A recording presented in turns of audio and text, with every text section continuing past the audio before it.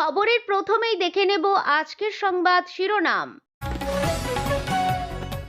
যুব ভারতী কাণ্ডে ক্রীড়ামন্ত্রীর পদ সারলেন অরূপ, ভুলে ভরা চিঠি পেয়ে দপ্তর দেখা সিদ্ধান্ত মমতার। উত্তরপ্রদেশে এসআইআর-এ 4 কোটি নাম বাদ, অধিকাংশই বিজেপি ভোটার, উদ্বিগ্ন যোগী। বল্লারপুরে যাত্রা দেখতে গিয়ে গণধর্ষণের শিকার আদিবাসী নাবালিকা। শুনানিতে কাদের ডাকা হবে, কাদের নয়, আরও একটি খসড়া তালিকা নির্বাচন কমিশনের। বিনামূল্যে রেশন প্রকল্প, নতুন খাদ্য ফর্মুলা ঘোষণা, জানুয়ারি 2026 থেকে চালু, মিলবে বেশি গম, কম চাল। আইপিএল নিলামে বড় চমক, কলকাতার, টেক্কা দিল সবাইকে। আসছি বিস্তারিত খবরে।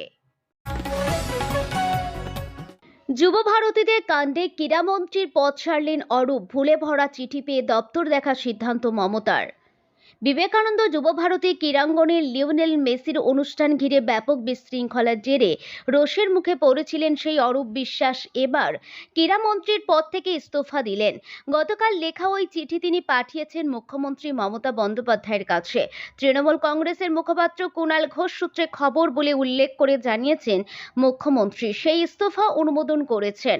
অরূপ বাংলায় লেখা যে চিঠি মমতার কাছে পাঠিয়েছেন বলে দাবি করেছেন কুণাল, তাতে অজস্র বানান ভুল হাসির খোরাক হয়ে দাঁড়িয়েছে। সাধারণ বানানও সঠিকভাবে লিখতে পারেননি অরূপ।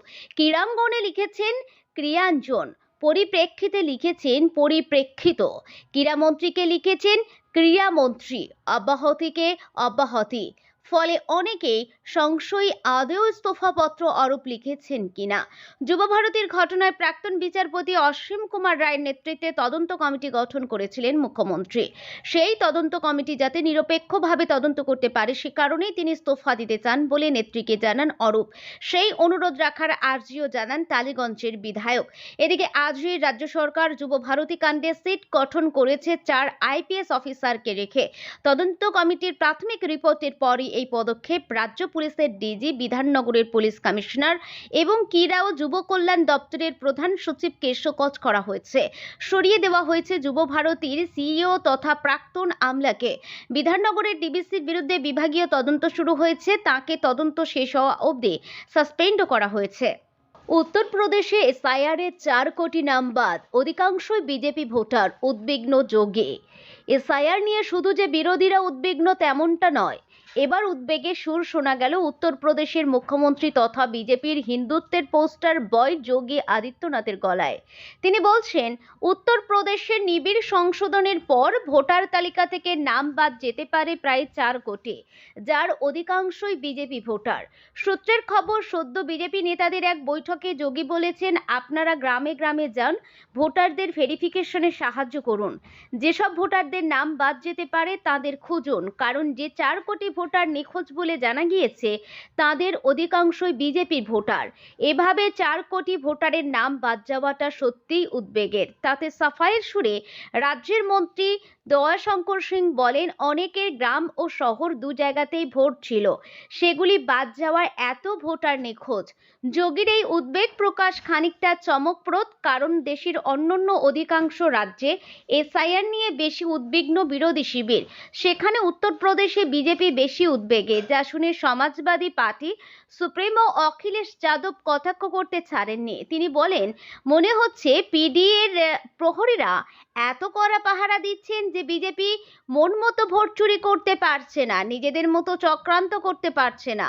অখিলেশের অভিযোগ, বিজেপির আঙ্গুলে হেলনে গড়বড় করার জন্য এসআইআর ডেডলাইন বাড়িয়ে নির্বাচন কমিশন, কিন্তু আমাদের প্রহরীরা এত কড়া পাহারা দিচ্ছেন যে কোনো রকম গড়বড় হবে না। উল্লেখ্য, উত্তরপ্রদেশের শেষ মুহূর্তে এসআইআর এর সময়সীমা বাড়িয়েছে কমিশন। যোগী রাজ্যে খসড়া ভোটার তালিকা প্রকাশিত হবে 31শে ডিসেম্বর। যোগী চাইছেন ততদিন মাঠে নেমে কাজ করুক বিজেপি নেতারা, সেই কারণেই দলের কর্মীদের ভয় দেখানোর চেষ্টা হচ্ছে। বল্লারপুরে যাত্রা দেখতে গিয়ে গণধর্ষণের শিকার আদিবাসী নাবালিকা। আবারও গণধর্ষণের শিকার এক আদিবাসী নাবালিকা। তবে রামপুরহাটের পর এবার ঘটনাস্থল সেই বীরভূমেই।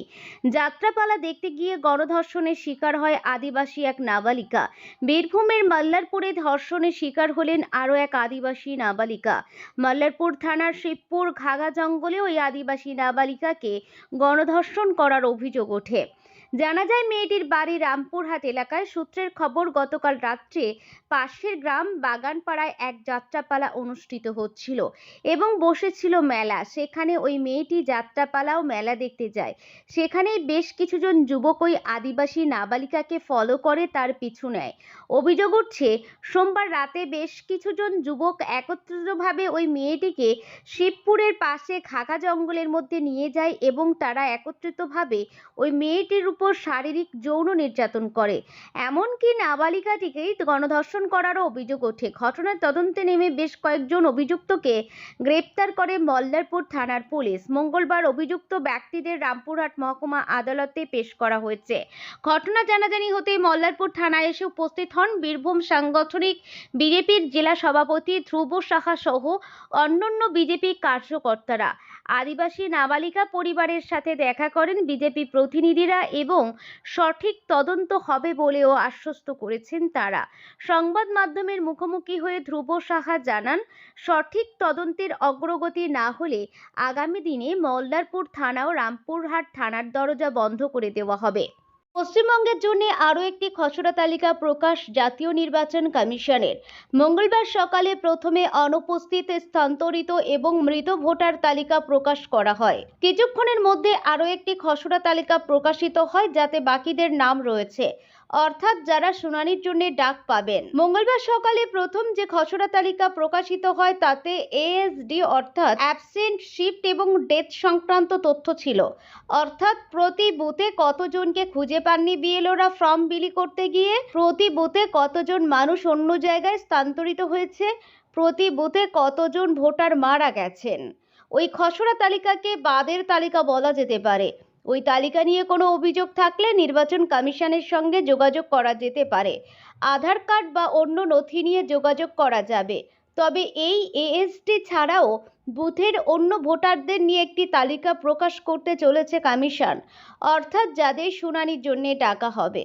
কমিশনের যে ওয়েবসাইটে প্রথম খসড়া তালিকা প্রকাশিত হয়েছে, সেখানে আরও একটি খসড়া তালিকা প্রকাশিত হয়।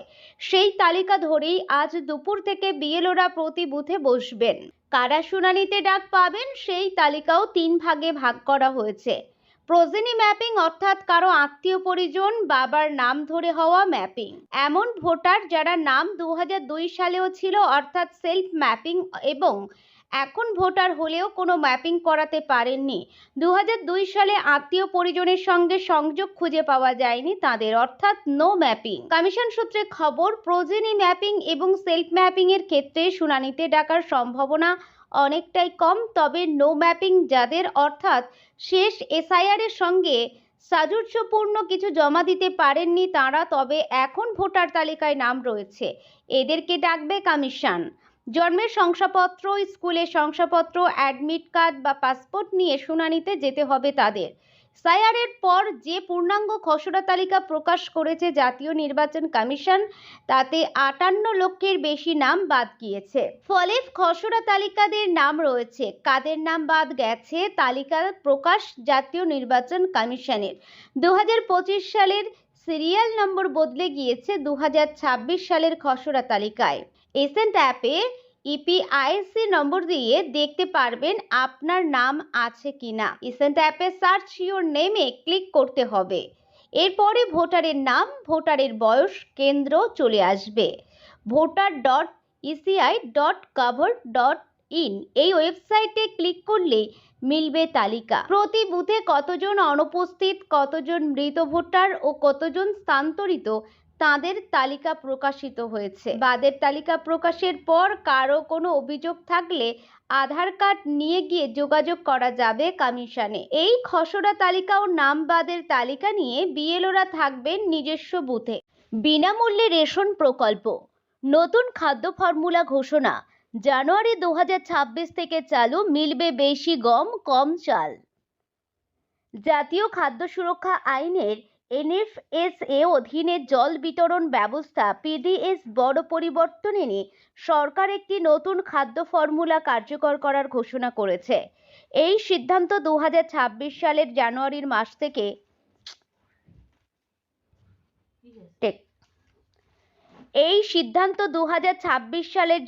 মাস থেকে কার্যকর হবে এবং এর প্রভাব এখনই রাজনৈতিক মহলে অনুভূত হতে শুরু করেছে।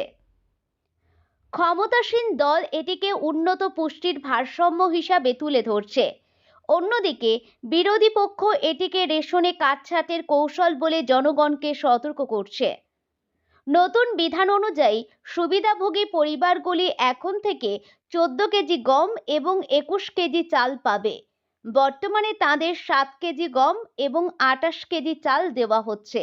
অর্থাৎ সরকার রেশনের থালায় গমের পরিমাণ দ্বিগুণ করেছে, তবে চালের ক্ষেত্রে সুস্পষ্ট কাটছাঁট লক্ষণীয়। পাশাপাশি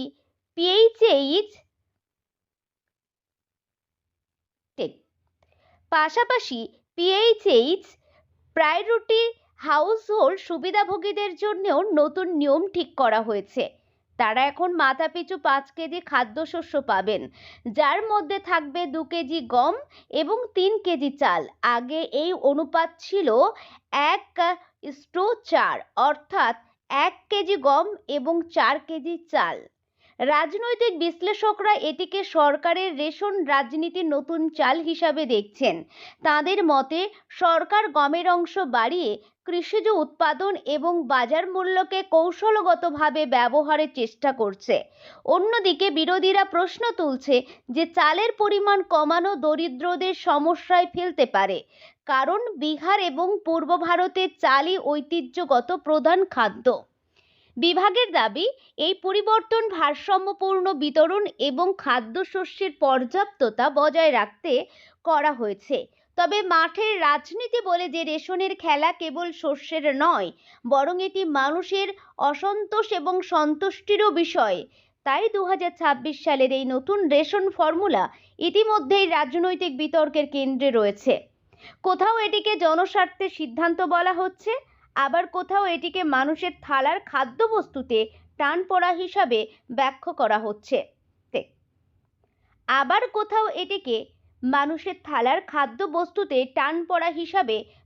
করা হচ্ছে। তবে একটি বিষয় নিশ্চিত, রেশনের রাজনীতি সর্বদা খাদ্য ও ভোট উভয়ের উপরই প্রভাব ফেলে এবং এবারও এর আঁচ রাজনৈতিক মঞ্চে তীব্রভাবে অনুভূত হতে চলেছে। আইপিএল নিলামে বড় চমক, কলকাতা টেক্কা দিল সবাইকে। শেষ হলো 2026 আইপিএল নিলাম অনুষ্ঠান।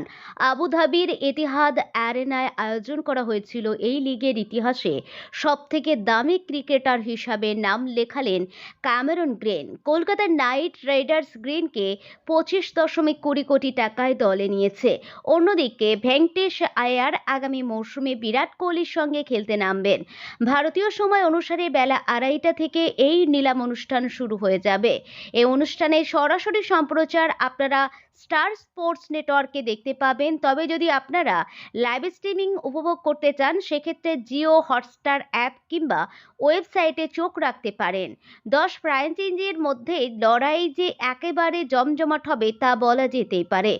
এই নিলাম অনুষ্ঠান সবথেকে বেশি টাকা নিয়ে আসরে নামছে কলকাতা নাইট রাইডার্স। কেকেআর ব্রিগেডের কাছে আপাতত 64.30 কোটি টাকা রয়েছে, কিন্তু সমস্যা হলো এই টাকার মধ্যেই আবার তাদের 13 ক্রিকেটারকে দলে নিতে হবে। এর মধ্যে আবার রাখতে হবে 6 বিদেশিও। সব মিলিয়েও ভেঙ্কিসাইসোরের কাছে অঙ্কটা একেবারেই সহজ হবে না। আইপিএল নিলামে কোনো স্কোয়াডই 25 ক্রিকেটারের বেশি দলে রাখতে পারবে না, আর সর্বনিম্ন 18 ক্রিকেটার রাখতেই হবে। পাশাপাশি কোনো ফ্র্যাঞ্চাইজি সর্বাধিক 8 বিদেশি ক্রিকেটার দলে রাখতে পারবেন। এর মধ্যে আবার 4 জনকে প্লেইং 11-এ রাখতেই হবে।